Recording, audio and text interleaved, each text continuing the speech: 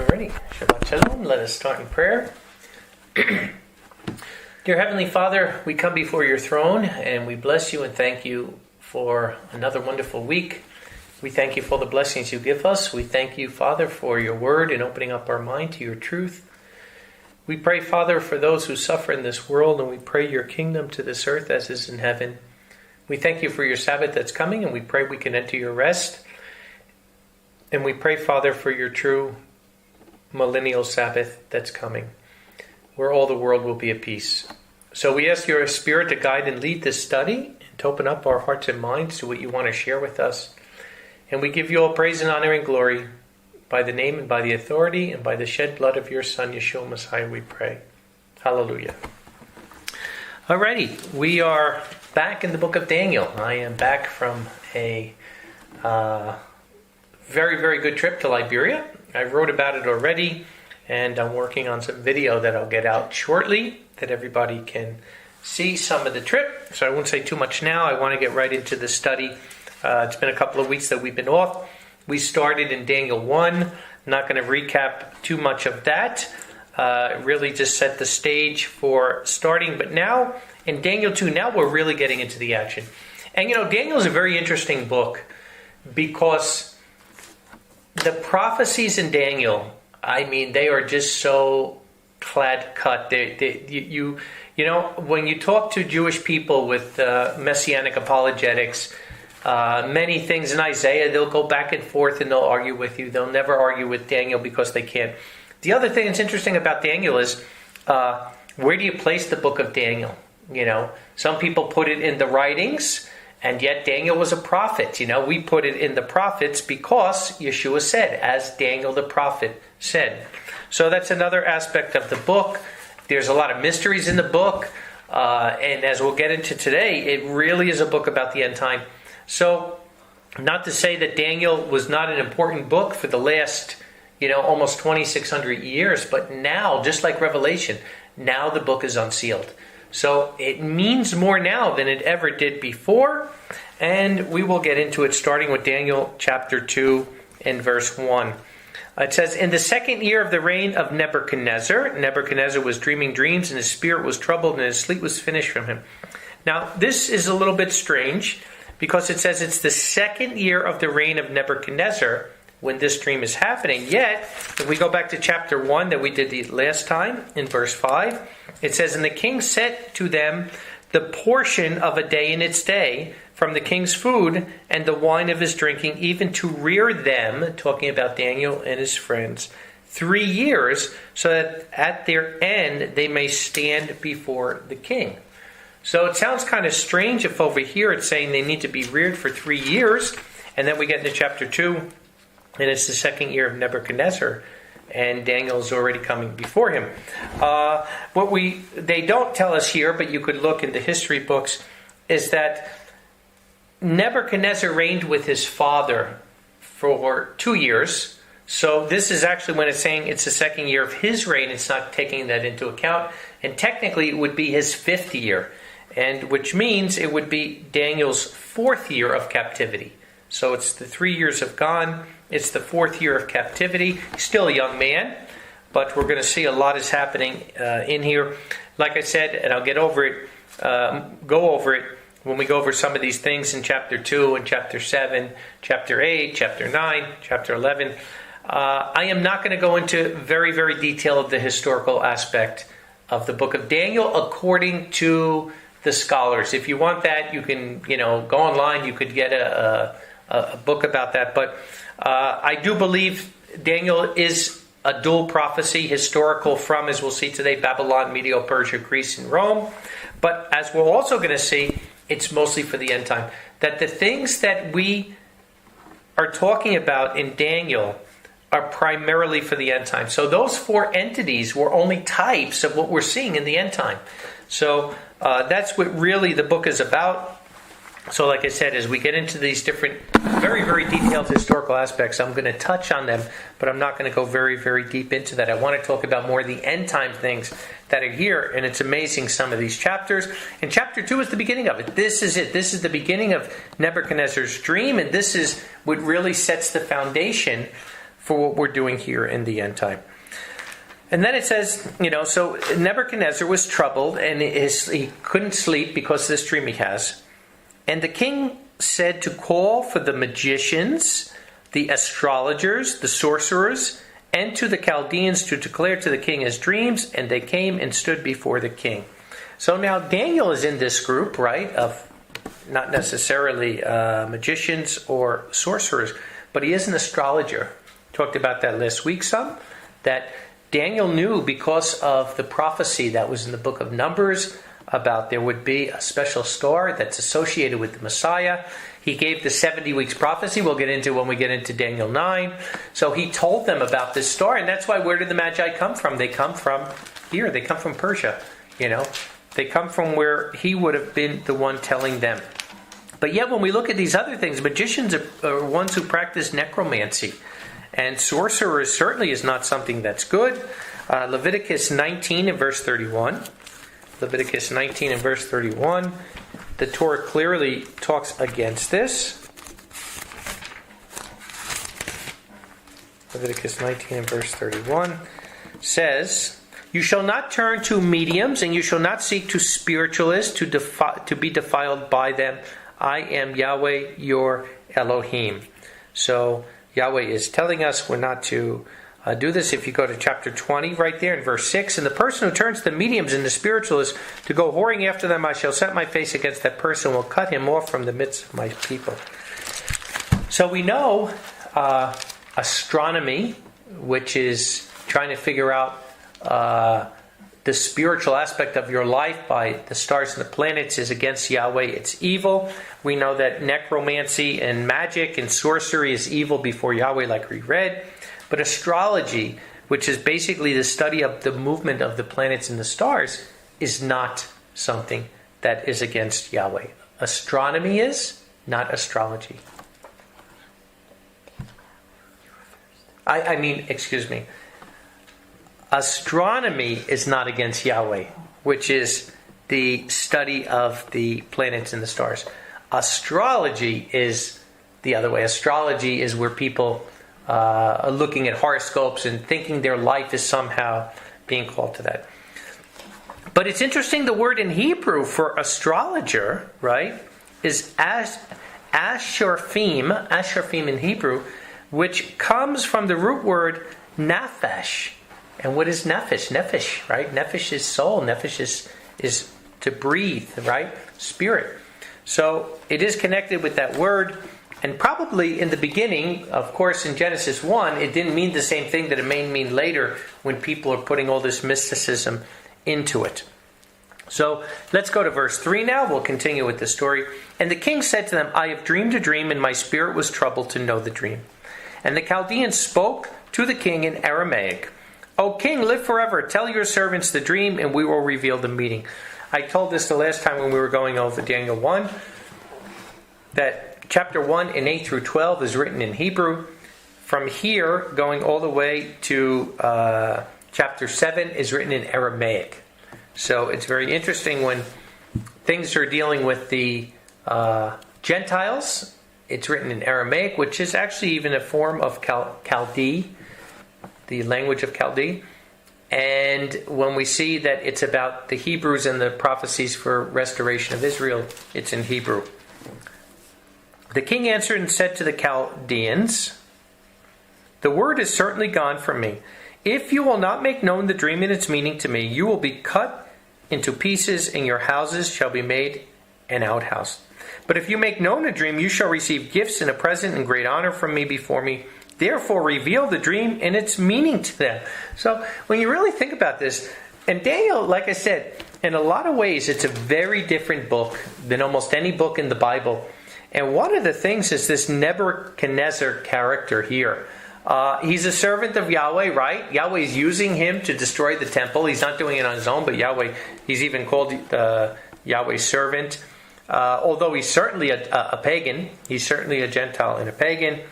And pretty irrational, yet at times he seems very rational. At times he's praising Elohim as the only Elohim in the world, and at times he's getting angry and wants to kill anybody who's against him.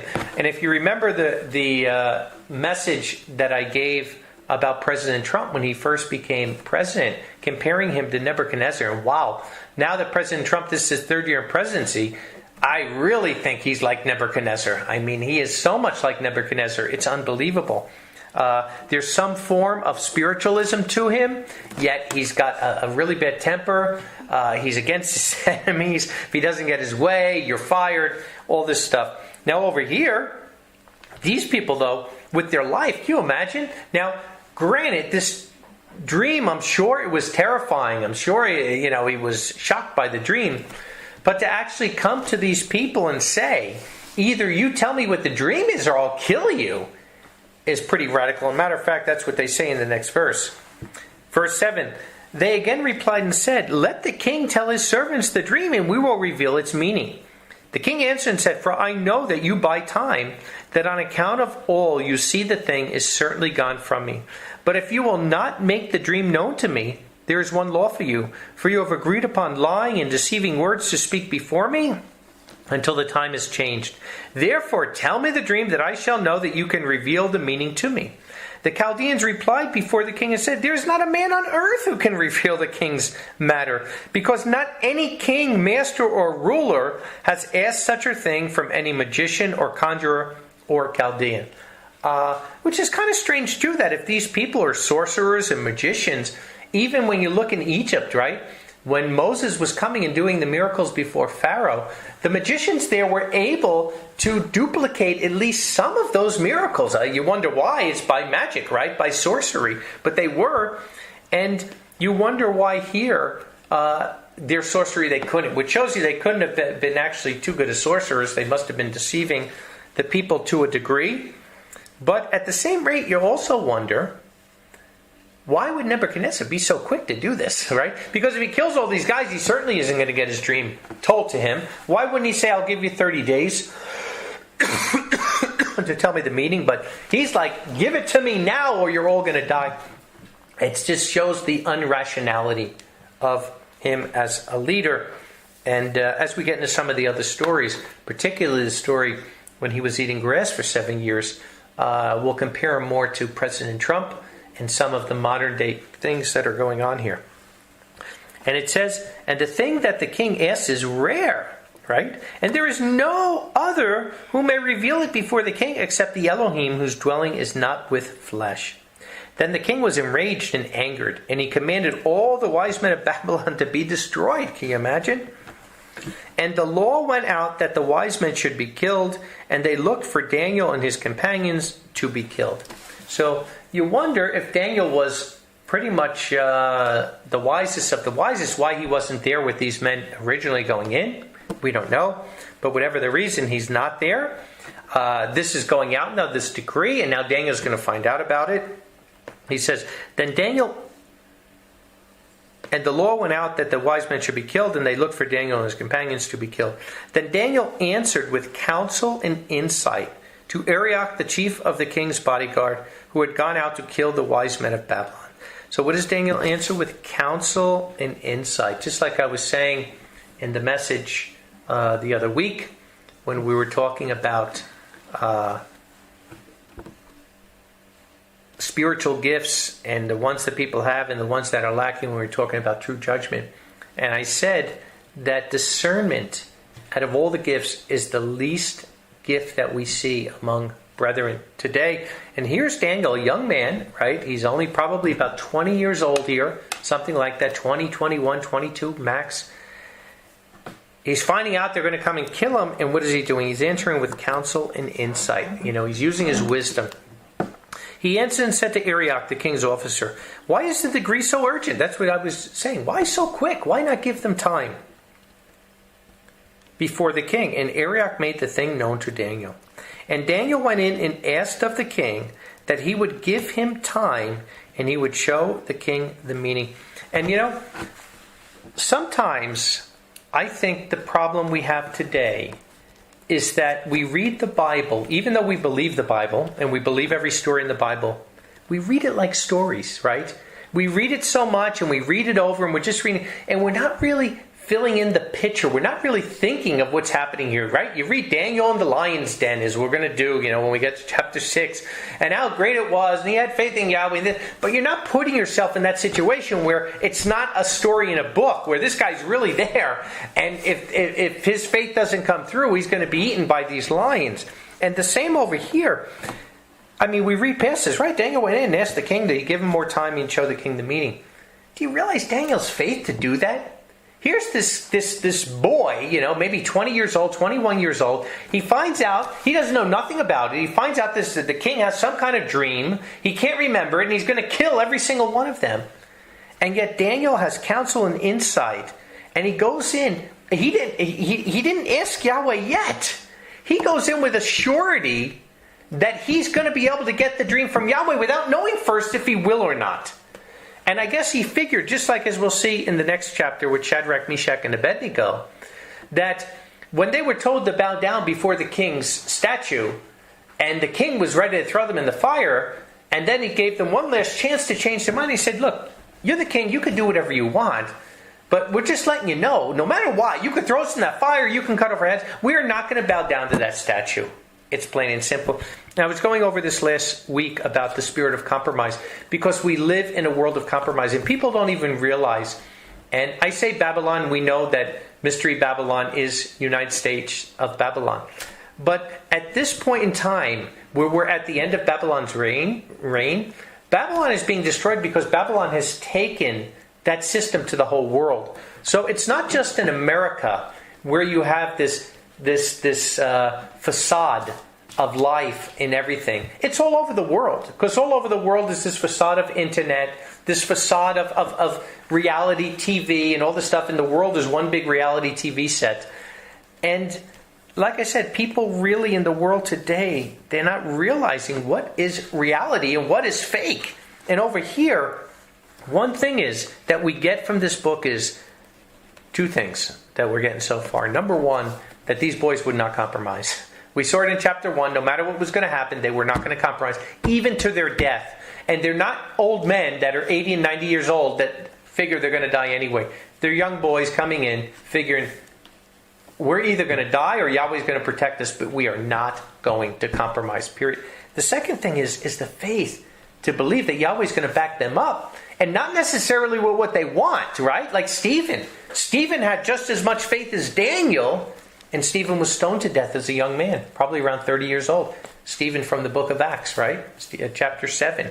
Where he boldly also was not going to compromise in telling the faith, and he wound up dying for his faith. That's the way he glorified Yeshua. Some of us may die for our faith and glorify Yeshua. Some of us may get taken out of that lion's den and glorify Yeshua that way. But at the end of the day, fear will stop you from this. There shouldn't be any fear in a believer at this point. We are so close to the kingdom. This facade of the world, of Satan's system that's out there, we should want nothing to it. And Satan has nothing on us as long as we keep our faith. What can he fear us with? Don't fear him who could take the body, but fear him who could take the body and soul and destroy it in Gehenna. So we need to have the faith of Daniel. As this book is being opened now, and Yahweh is revealing this book, it's not just about knowing prophecy. It's not just about knowing a good time frame of when Yeshua is returning, because we will know it from this book. There's a real good time frame to show us that. It's about showing us the living faith that most of the world doesn't have, that we should have here. So, wow, Daniel goes in and asks the king, and assured and you know what? Didn't the other magicians and astrologers ask the same thing? Didn't they say, give us some time? And what did he say? You're wasting my time. You're just buying. You're lying. You're trying to buy for time. No. Why would he give Daniel more time? Because Daniel went in with confidence. Because Daniel went in faith, and Nebuchadnezzar believed him that he was going to come back with an answer. So then Daniel goes to his house and declares the thing to Hananiah, Mishael, and Azariah, right, his three friends, his companions, that they might pray for the mercies of Eloah in heaven about the secret, that Daniel and his companions should not perish with the rest of the wise men of Babylon.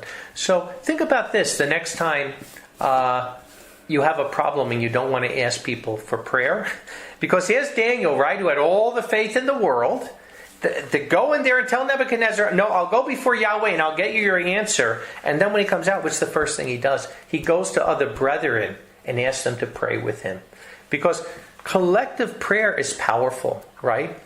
And sure, we could pray ourselves and we could pray with our family, but collective prayer is powerful. And whenever there's something that's really important, we should be asking for collective prayer. If we go to Esther 4 in verse 16, the book of Esther, 4th chapter in verse 16. We know the book, right? We know the story when the Jews are going to be destroyed because of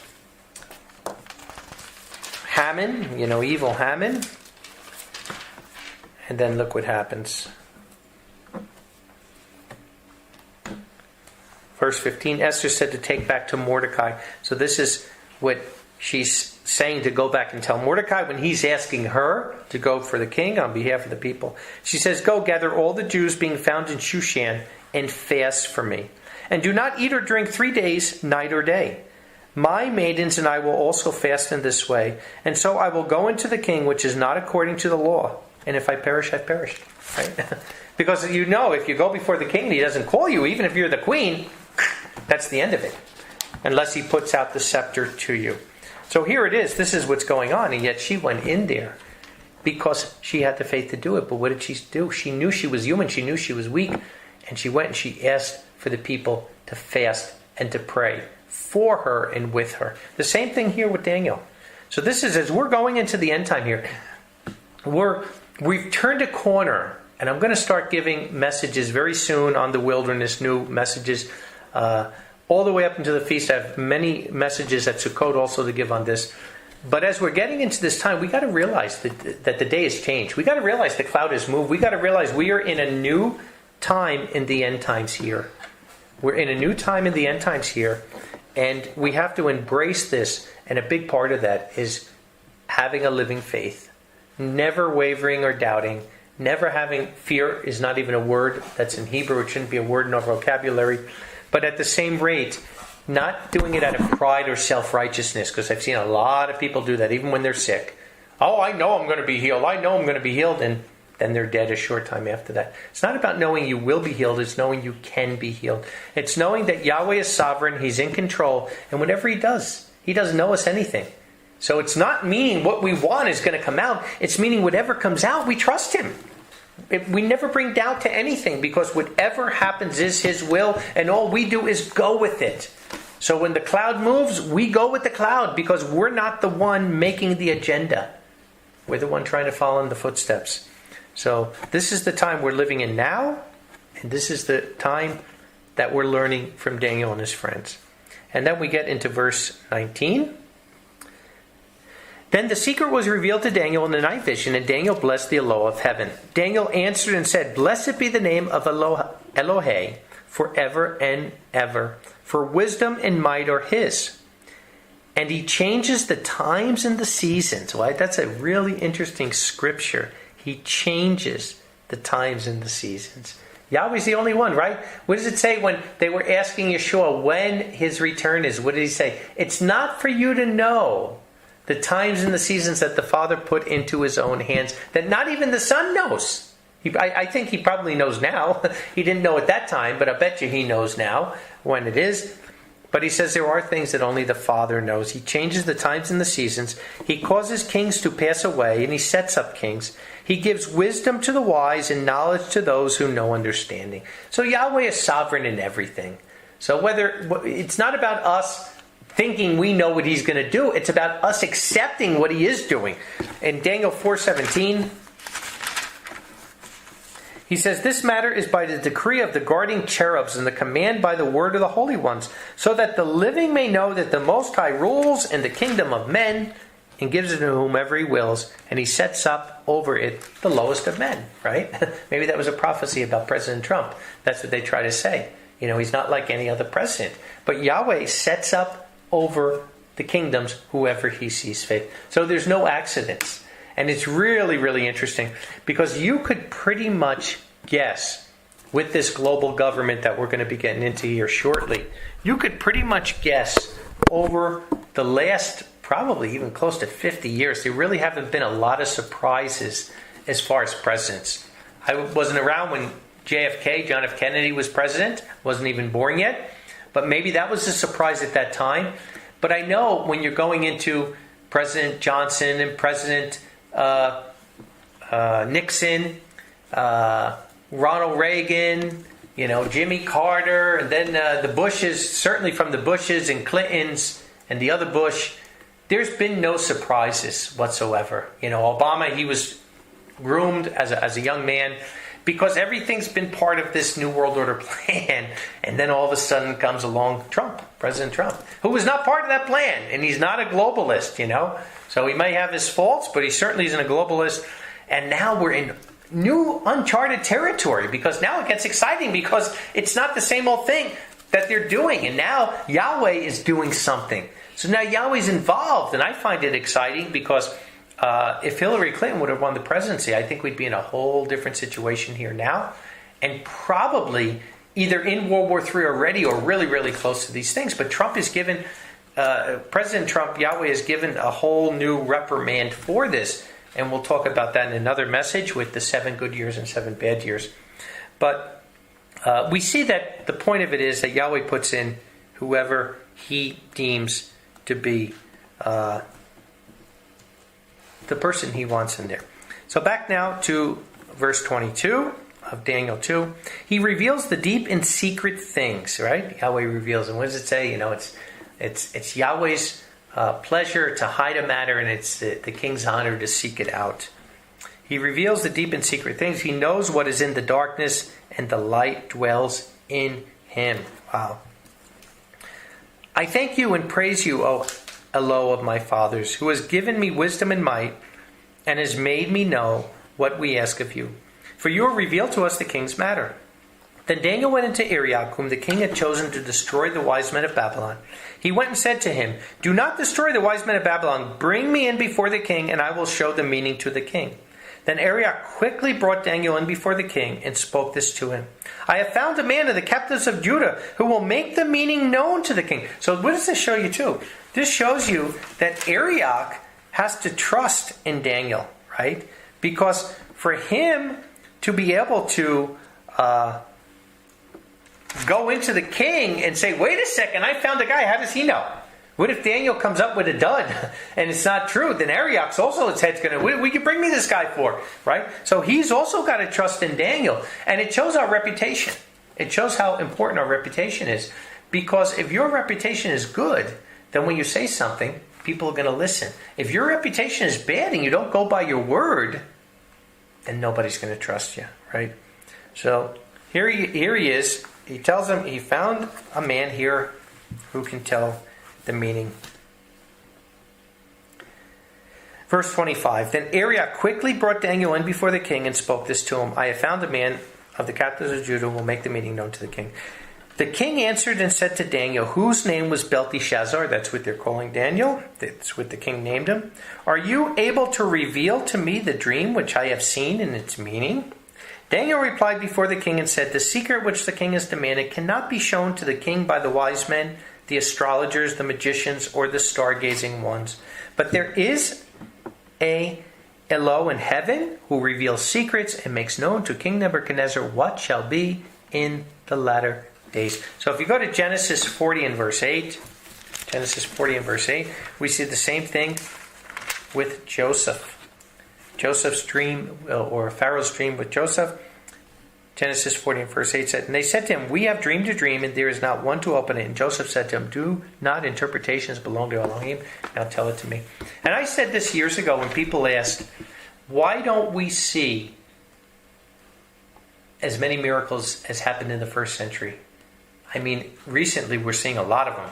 We're even seeing the blind seeing again, the deaf having their ears open. We're seeing people with cancer get healed, all kinds of miraculous things that are going on.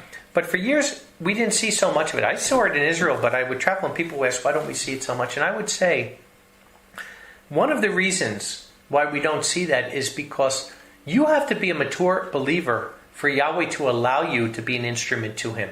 Why? Because if not, you're going to take the glory to yourself. You're going to think it's you. If Yahweh gives me the ability to use me like a tool, like a hammer, and I could put my hands on somebody and they could be healed, right? And then people start thinking you have some kind of power in you, and they start coming, please heal me, please do this, please do that. Vanity can come in very, very quickly if you're not a mature believer. And that's why Yahweh wouldn't give somebody that power unless they're mature.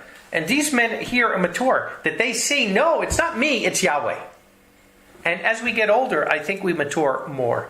I think anybody that's young would have to admit that there's pride there when you're younger and you're doing things and you have abilities. But as you get older, you really, really see we really have no ability. Any ability you have is just something Yahweh gave you that He could have given to anybody. And the only thing that really matters is your humility, the character that you're building, and the faith that you have in Yahweh. That's all that matters. And when you understand that, then Yahweh can use you more. And that's why someone like a King David, who did some horrible, horrible sins in his life, was still said to be a man after Yahweh's own heart, because he was a person that had compassion and humility and didn't look big in his own eyes. So this is what he tells him. But then this is what's important here also. And he makes known to King Nebuchadnezzar what shall be in the latter days. And this is where the reason why, like I said, I'm not going to sit here for weeks and weeks and weeks and go over all the history of Babylon and the history of Medo-Persia and the history of Alexander the Great and the history of the Roman Empire. Because the primary part of this book is for the latter days. It's not just a history that happened with ancient Babylon going until the Roman Empire and the resurrections of the Roman Empire. That's something that has gone all the way through the Protestant Reformation, and it just is not the factual reality of this book. Very, very clearly here. What is the book? What is the dream about from this book? It's a dream to tell him what will happen in the latter days. In the latter days. I'll read our note here. This dream, as in most of the book of Daniel, is for the latter days or end time. There may be some dualities in Daniel that have fulfillment in its day to show the parallels of those fulfillment in the end times. But most of the prophecies and dreams in Daniel clearly state they are for the latter days. And I'm going to give you some of these scriptures here. Daniel 8 in verse 17. Daniel 8 in verse 17.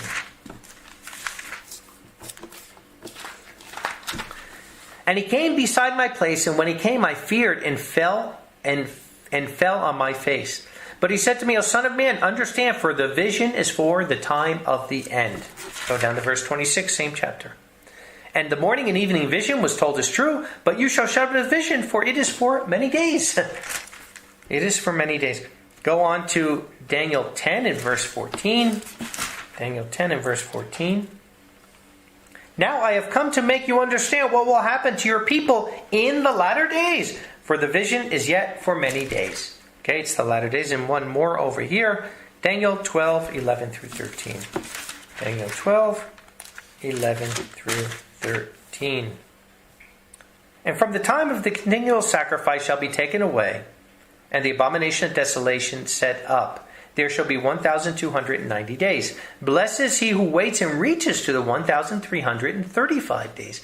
And since this is chapter 12, I'm going to say, blessed are you who waits till we get to chapter 12, which could be a couple of months.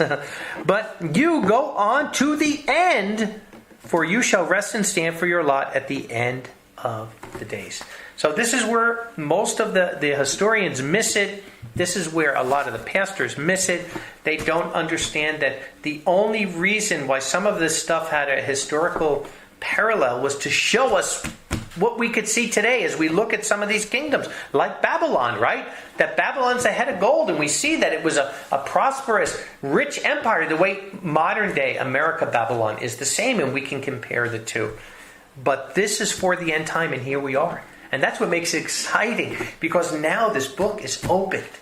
Now we could read this book, and not everything, because some things haven't happened yet. So we, if there's specific prophecies about people meeting, or someone's daughter even marrying someone that hasn't happened yet, I'm not going to speculate who that might be. But I can say there's a lot of things in this book that are open now that we're going to get into that are amazing, that are really, really amazing for the times we're living in. So it's a book for the latter days. It's a book for the latter days. Continuing here in verse 29 of Daniel 2. As for you, O king, your thoughts came on your bed. What should happen after this? And the revealer of secrets makes known to you what shall come to pass. But as for me, this secret is not revealed to me for any wisdom that I have more than any living man, but so the meaning might be made known to the king, and that you might know the thoughts of your heart. So this is what he's telling him. This is why he's sharing it with him. And it's really interesting. Why didn't Yahweh just show Daniel the dream? Right? Why would he show it to Nebuchadnezzar, a Gentile? Same as he showed it to Pharaoh, who was a Gentile. And he tells him right here, right? That I have more than any, but so that the meaning might be made known to the king, and that you might know the thoughts of your heart. So this is why, as a testimony, he's given it to him. You, O king, were seeing, and behold, a certain great image. That great image stood before you with a brilliant brightness, and its form was terrifying. So this is the first thing we get now, right? Because here, he's not going to tell what this whole image is. We're not going to get into the symbolism that we're going to see in Daniel 7. I wasn't sure if I'd get into it today at all, but I'm not. We will when we get to Daniel 7. But right now, basically, he's just showing him the image. We'll interpret it later, but we're going to see the image. And what we see is, right, and this is why I say, it's not about a 500-year history.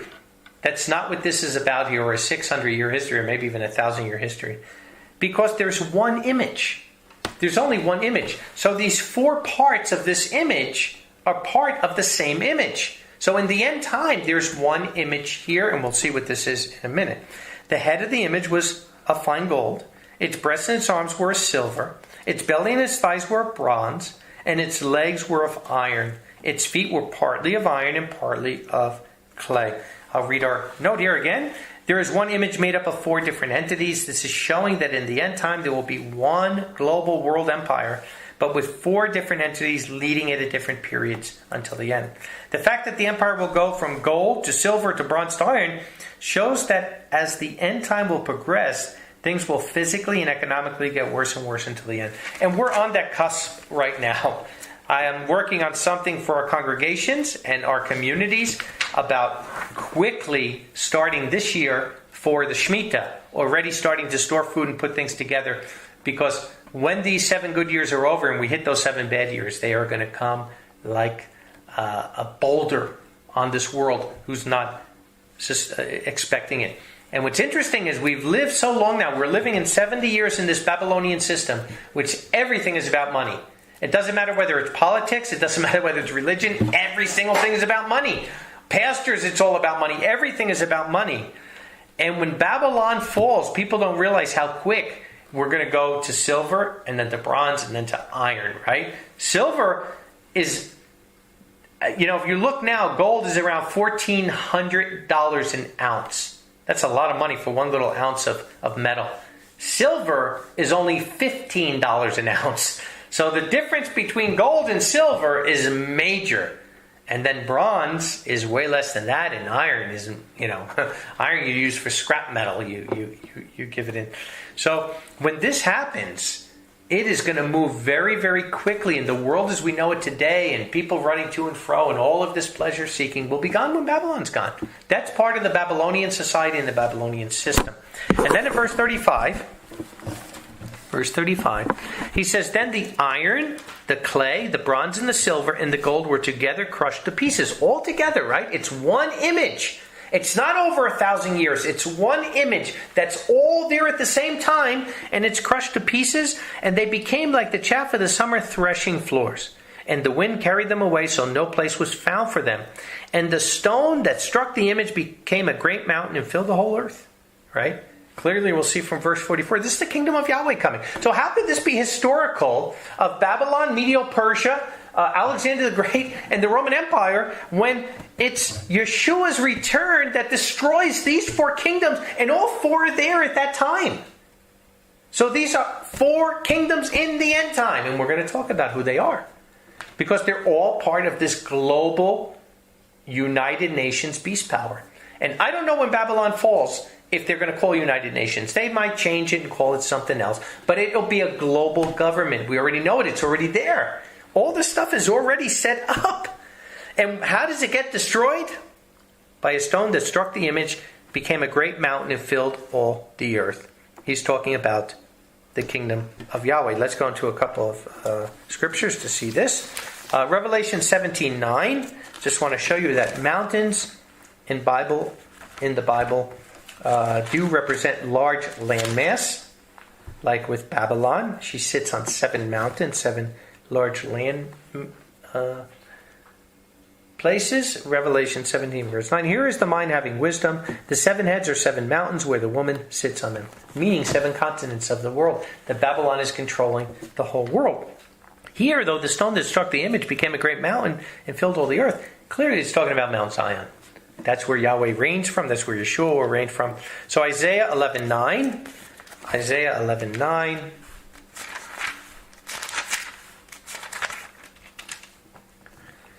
They shall not do evil nor destroy in all my holy mountain, Mount Zion, for the earth will be full of the knowledge of Yahweh as the waters cover the sea. Let's go to Micah 4:1. Book of Micah 4:1. But it shall be in the end of days, right? Here we are. What does he say? This vision is for the end of days. It shall be in the end of the days, the mountain of the house of Yahweh, Mount Zion, shall be established on the top of mountains, and it will be lifted up from the hills, and people shall flow unto it. Right? So this is what we're talking about here. Yeshua return destroys these kingdoms. Isaiah 52 and verse 10. Isaiah 52 and verse 10.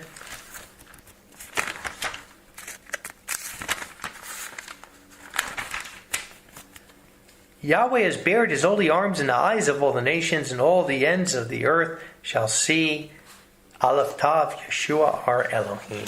So this is when he returns, right? Every eye will see him. And the last scripture is Isaiah 49 and verse 6. Isaiah 49 and verse 6. And he said, it is too little that you should be my servant to raise up the tribes of Jacob and to restore the preserved ones of Israel. I will also give you my Yeshua to be a light of the nations to the end of the earth. So we know that it starts in Mount Zion, but Yeshua's reign will be over all the earth, just like it struck here. And the stone that struck the image became a great mountain and filled the whole earth. So in the days of these kingdoms, in the end time, and we'll see who these kingdoms are, we see that Yeshua will return, destroy them, and his kingdom will go on forever. This is the dream, and we will tell the meaning of it before you, the king. You, O king, are the king of kings, for the Eloah heaven has given you the kingdom, the power, and the strength, and the honor, right? Mystery Babylon. And I say it's interesting.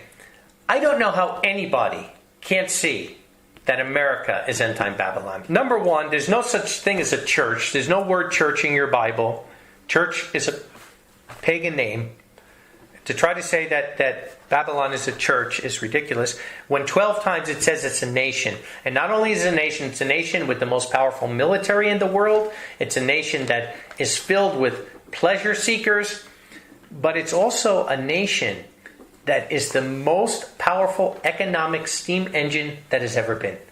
They name, 17 things, 18 things in Revelation 18 that Babylon trades more than anybody else. They're the only one that has a commodity exchange to trade those things.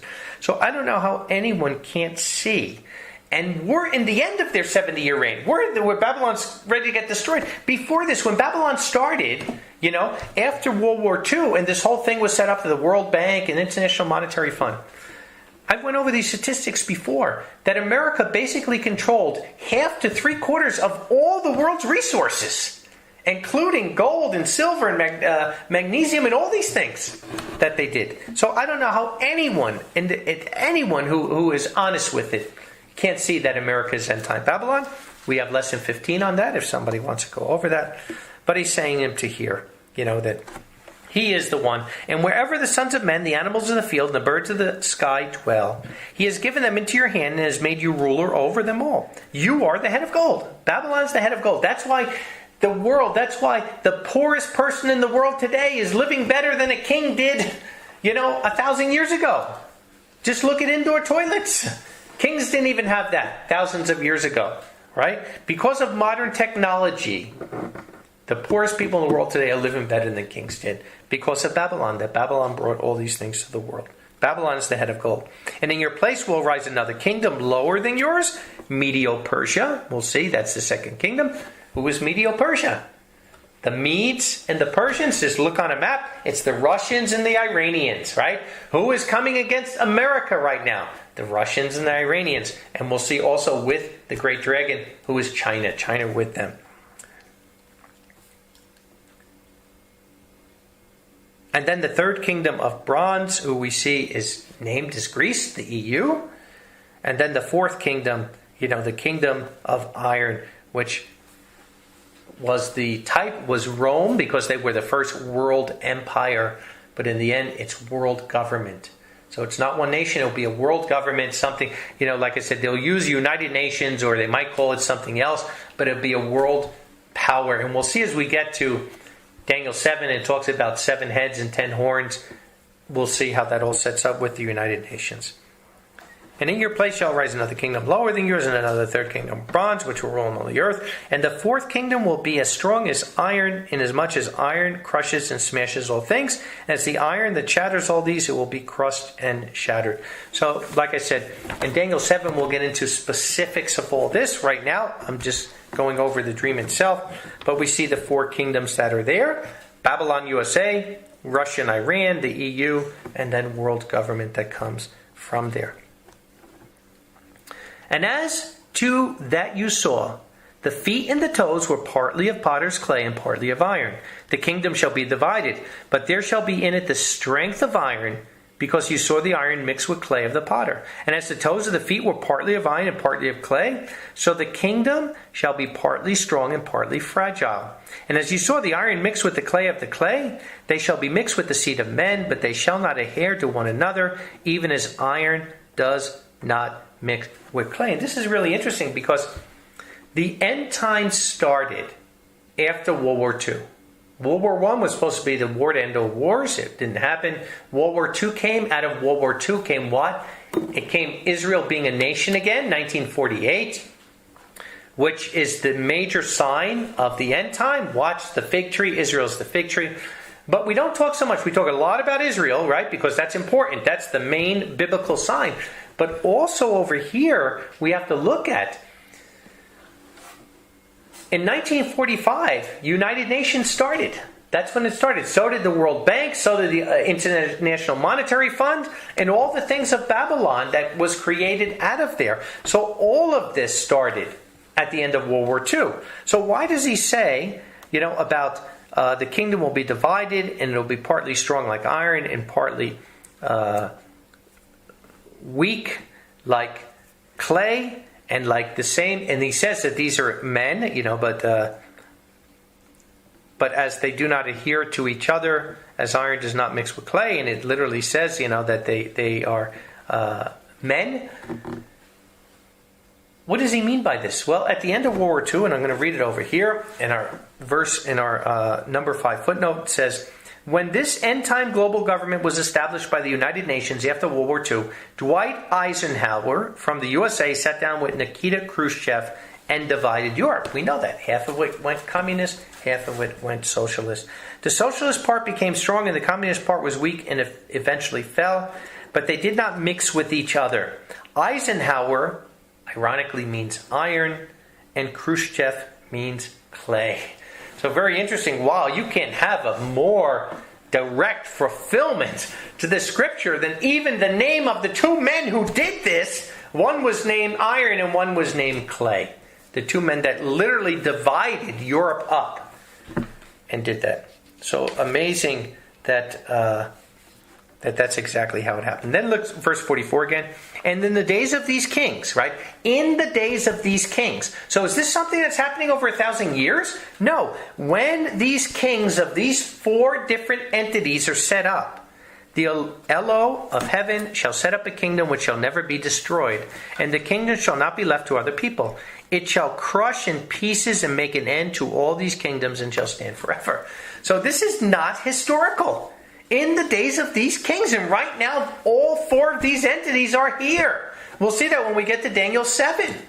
Daniel 7 is made up, the United Nations, 7 heads, right? 5 permanent members, and then a secretary general and a rotating president. Who are the 5 permanent members? Just like it says, the lion with eagle wings, America and Great Britain, the leopard, France, the bear, Russia, and the dragon, China. They're the 5 members of the Security Council. And they're there today. And it says, in the days of these kings, in the days of this United Nations, in the days of this global government, the Eloah of heaven will set up a kingdom that will never be destroyed. It hasn't happened yet. So this is not historical.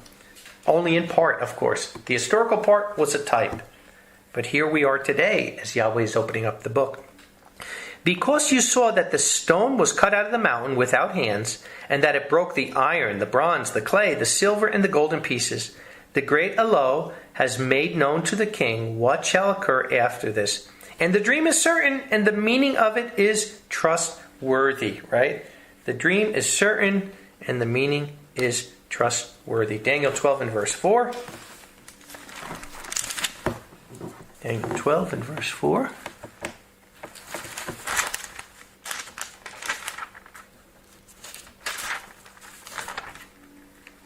It says, but you, O Daniel, shut up the words and seal the book to the end time.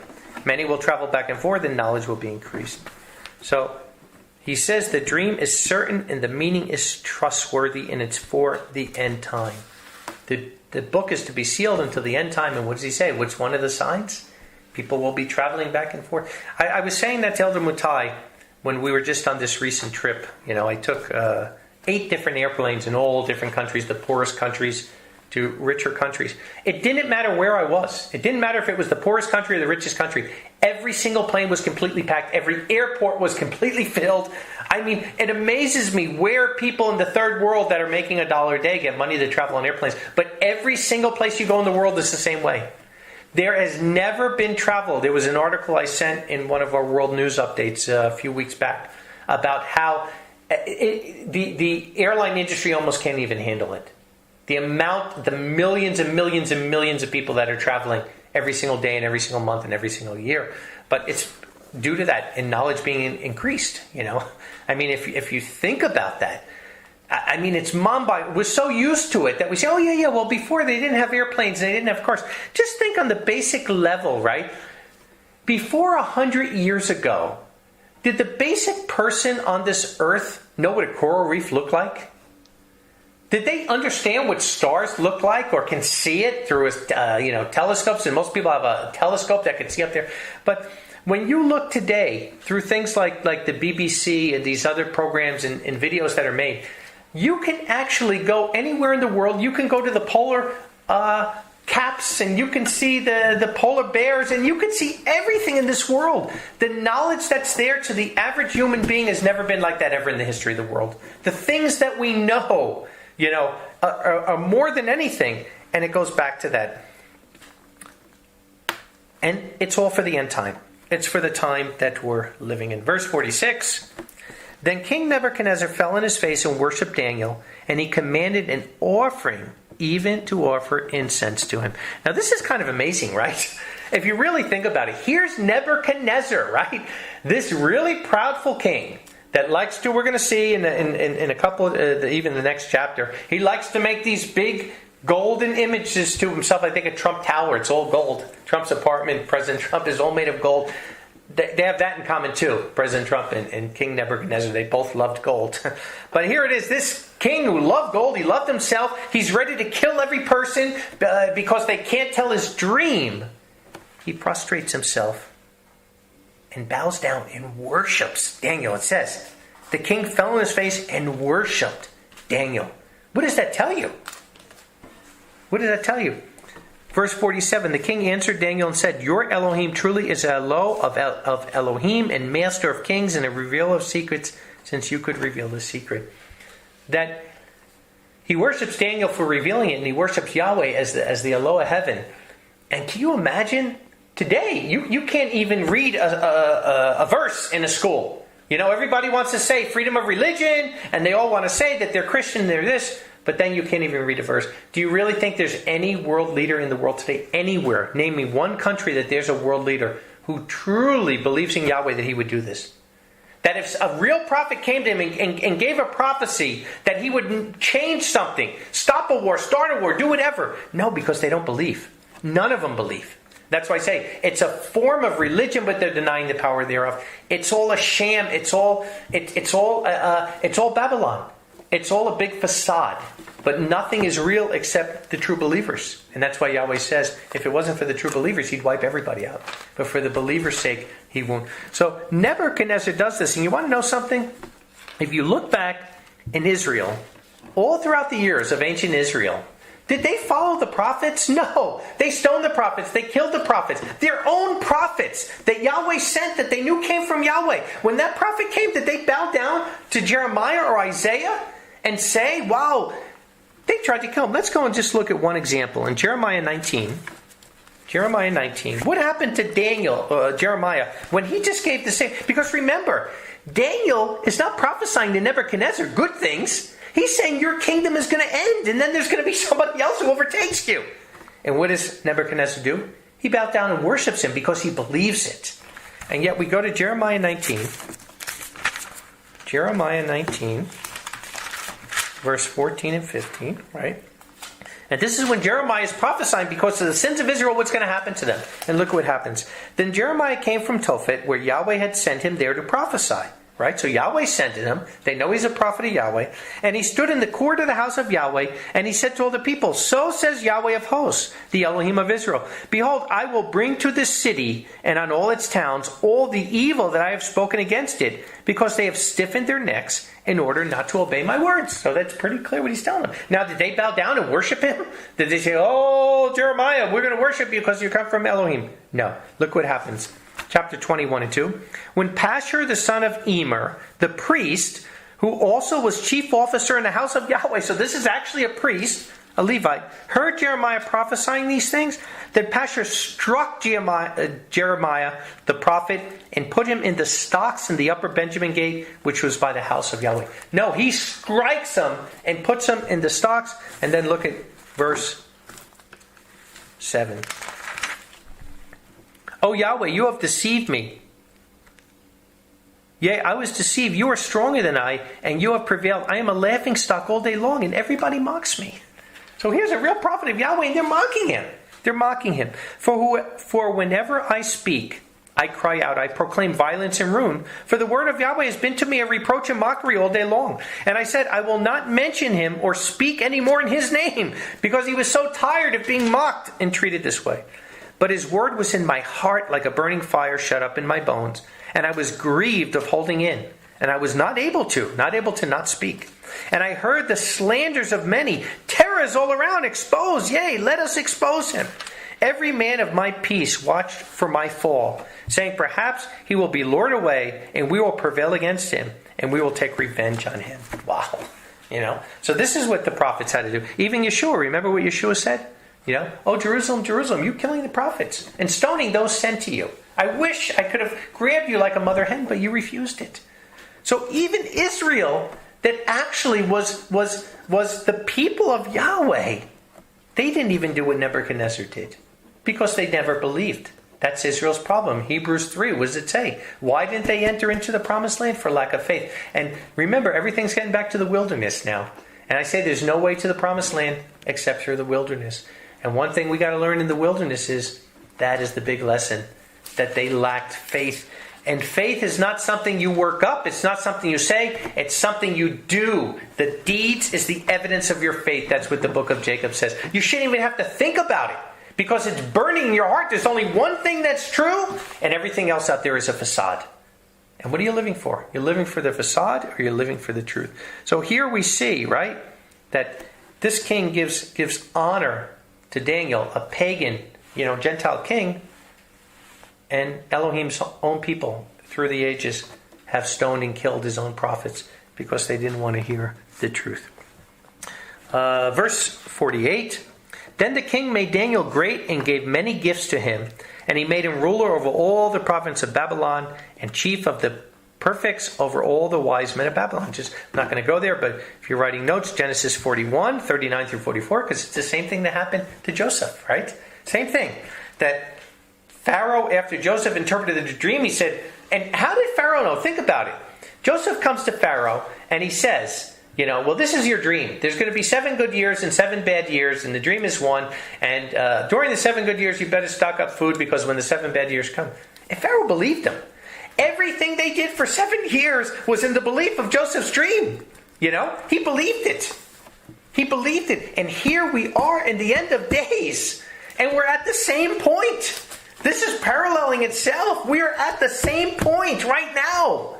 We're going through those good years quickly, and that bad time is coming. And unfortunately, once it's here, it will not turn back again.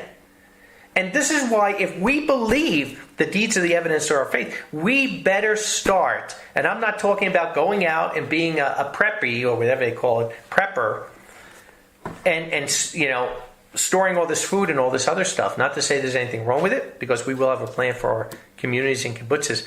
I'm talking about building faith in Yahweh. I'm talking about believing Him with all your heart, your mind, your soul, and your strength, and living every single day to that kingdom. And this is what we're getting out of here. That even the pagan king believed this, right? Then the king made Daniel great and gave many gifts to him, and he made him ruler over all the province of Babylon, the way Joseph was ruler over all of Egypt, and chief of the prefects over all the wise men of Babylon. And Daniel asked of the king, and he said, Shadrach, Meshach, and Abednego over the affairs of the province of Babylon, right? His inner circle. And I always say it's interesting. I say you should have an inner circle with about 3 people, and here it is, 3 people. It doesn't have to be. Sometimes it could be 5, sometimes it could be 1 or 2. But you need an inner circle. You need people that you can trust with your life, and that you can go to and ask counsel for. The way I have the 5-man council from Jerusalem. You need this. You need people, especially in the days we're living in, to be able to go and get counsel, because decisions now are going to be life and death. We're really in a time where decisions are important. So Daniel asked the king. He sets his friends over the affairs of the province of Babylon, but Daniel sat in the gate of the king. So his friends had a good position, but Daniel sits in the gate of the king. 2 Samuel 19:8, because sitting in the gate of the king meant something, right? Because who sat in the gate was the king. 2 Samuel 19:8, and this is when David, after the war, when Absalom was killed, and David was crying and mourning for his son being killed. And what happened? The people were sad because they just want a victory, and here's the king being upset. And Joab comes in and says, well, this isn't good. These people risk their life for you, and you're sitting there. You better get out there and show them you're the king. If you don't go out and be strong, you're going to lose everybody. And look what happens. Verse 8 of 2 Samuel 19. And the king rose up and sat in the gate. And they announced it to all the people, saying, behold, the king is sitting in the gate. And all the people came in before the king, and Israel had fled, each one to his tents. Because you know what? During the war, the king isn't sitting in the gate. That's what happened. When war comes, the king goes to the bunker. I remember during 9/11, they got President Bush and Vice President Cheney. They were in underground bunkers in Wyoming. That's where kings go, or leaders, when you have war. They got to go to a safe place. But when the king is sitting in the gate, what does that show? It shows peace. It shows prosperity. It shows the people are happy. The people are calm. And here's Daniel sitting in the gate of the king. Wow. What a chapter. What a chapter. And this is only laying the foundation. We didn't really even start getting into this beast and what it does and all the other things. I mean, this is the only book that I know of in the whole Bible that you actually have, except maybe Revelation, if you want to say the 2 witnesses, if they are the 2 arch cherubs, Gabriel and Michael. But this is the only book I know beside that in the entire Bible where you actually have Gabriel and Michael, 2 arch cherubs that are named, that are coming, that are doing things. So there's a lot of action happening in the book of Daniel, and we have only just begun. So I think it's a great time to go over this. As like I said, the cloud has moved. Yahweh has taken his people to the wilderness, and here we are in Daniel that is coming alive. So Yahweh bless. Shabbat Shalom. Tomorrow we will have a message for you. So anytime after 12 o'clock Jerusalem time, you can go online and you can have service with us. Yahweh bless. Shabbat Shalom.